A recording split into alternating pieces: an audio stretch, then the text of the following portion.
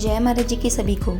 बस आपकी याद में बहे ये अश्रु, बस आपकी याद में बहे ये अश्रु, दुनिया के प्रति शिकवे शिकायतों की मिलावट ना हो। बस भक्ति भावों से भरे हो मेरे अश्रु, किसी सांसारिक दुख की इनमें पीड़ा व रुदन न हो, किसी सांसारिक दुख की इनमें पीड़ा व रुदन न हो। गिरिराज पर आदि योगी शिव हुए लीन गहन समाधि में, उन्नत मस्तक दिव्य छवि संभाव निमग्न अनादि में। शिलावत से हुए प्रतीत, ना थी चेतना ना ही संगीत, काल परिधि से अति दूर, ना ही भविष्य ना ही अतीत। महादेव के तप के तेज से हुए प्रभावित सभी जिज्ञासुगण, त्यागो शीघ्र समाधि प्रभु, हम सब हैं अब तुम्हारी शरण। व्यतीत हुआ वर्षों का समय, नहीं भोलेनाथ ने खोले नयन। हे धैर्य विहीन सब जाने लगे, प्रतीक्षा में रहे बस सप्त जन। त्यागो शिव दिव्य समाधि को, वो कैसी विधि और कैसा यत्न, अति प्रेरणा पे वे सप्त जन हुए तप में लीन और ध्यान मग्न। ताप त्याग देख उनका तजदी शिव ने समाधि, दिया उन्हें ब्रह्म ज्ञान और शिष्य की उपाधि। सप्त ज्ञान हुए सप्त ऋषि, आदि गुरु बने महादेव देवाधि। थी अति सुमंगल पावन बेला,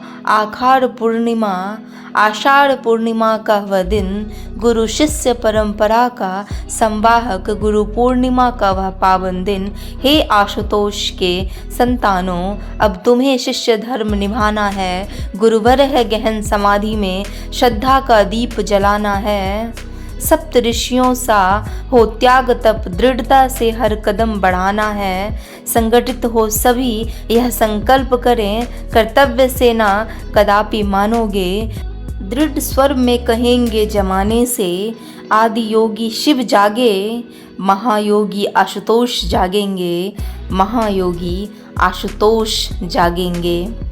आज का दिव्य अनुभव सत्संग और साधना का निश्चय कर लिया है। गुरु महाराज जी की कृपा से मिलने वाले सत्संग कार्यक्रम में हमेशा ही देर से पहुंचता था, या तो मैं घर से निकलने में लेट हो जाता था या फिर कोई और कारण बाधा बन जाता था। अपनी इस भूल का एहसास मुझे एक दिव्य अनुभूति में हुआ। मैंने देखा कि एक विशाल सत्संग पंडाल सजा हुआ था, भव्य मंच लगा था। मंच पर स्वयं गुरु महाराज जी विराजमान थे। उस समय गुरु महाराज जी अपनी दिव्य वाणी में दिव्य प्रवचन दे रहे थे। सामने बहुत सारी संगत बड़े ध्यान से गुरु महाराज जी के श्री वचनों को सुन रही थी। इस अनुभूति में भी मुझे सत्संग कार्यक्रम में पहुंचने में थोड़ी देर हो गई, इसलिए मैं चुपचाप सबसे पीछे जाकर बैठ गया। जैसे ही गुरु महाराज जी की दृष्टि मेरे ऊपर पड़ी तो अपनी उंगली से मेरी ओर इशारा करते हुए बोले, कुछ लोग अपने सांसारिक कार्यों में स्वयं को इतना व्यस्त कर लेते हैं कि उन्हें सत्संग में आना याद नहीं रहता। गुरु महाराज जी के मुख पे ये बात सुनते ही मैं आत्मग्लानि से भर गया और मुझे अपनी भूल का एहसास हुआ। सत्संग समाप्ति के बाद सभी साधक पंक्तिबद्ध होकर महाराज जी के श्री चरणों में प्रणाम करने के लिए आगे बढ़े और आगे की ओर जाने लगे। मैं भी उसी लाइन में जाकर खड़ा हो गया। जैसे ही मेरी बारी आई तो गुरु महाराज जी के कड़क स्वर में कहा, तुम बहुत ही कम साधना करते हो ना, इसलिए तुम्हें यह मौका नहीं मिलेगा। याद रहे, यदि साधना नहीं करोगे तो जीवन में आने वाली कठिनतम परिस्थितियों का सामना कैसे करोगे। साधना ही विवेक देती है, संबल देती है, हर परिस्थिति से लड़ने और जीतने का बल देती है। अपनी साधना का समय बढ़ाओ, फिर यह ना कहना कि हमने तुम्हें सचेत नहीं किया।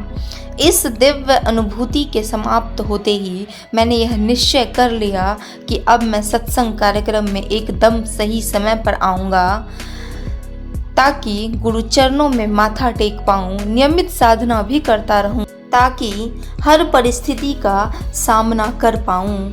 ऐसे ही दिव्य अनुभूति अगर आप लोगों के जीवन में भी घटती है, अपने अंतः अनुभवों को दिव्य ज्योति जागृति संस्थान अंतः अनुभूति हेल्पलाइन नंबर पे ज़रूर रजिस्टर कराएं और डेली के आने वाले अनुभवों को, प्रत्येक दिन के आने वाले अनुभवों को अवश्य पढ़ें और अपने फैमिली, फ्रेंड्स और रिलेटिव में भी इन अनुभवों को ज़रूर से ज़रूर शेयर करें ताकि यह संदेश और लोगों तक भी पहुंच पाए। जय महाराज जी की। आप सभी को कुछ भी तो नहीं था जीवन में, इंद्रिय तुष्टि पर केंद्रित था, नकारात्मक व निम्न सोच थी, सब कुछ माया से पूरित था। तेरे चरणों की जब कृपा मिली तब समझा कैसे चलना है, ध्यान साधना सेवा और सुमिरन से आगे बढ़ना है। सत्संग श्रवण और गुरु दर्शन चिंतन में लाते परिवर्तन, ब्रह्म ज्ञान की छाया में बीते जो वही तो कहलाता जीवन, ब्रह्म ज्ञान की छाया में बीते जो वही तो कहलाता जीवन।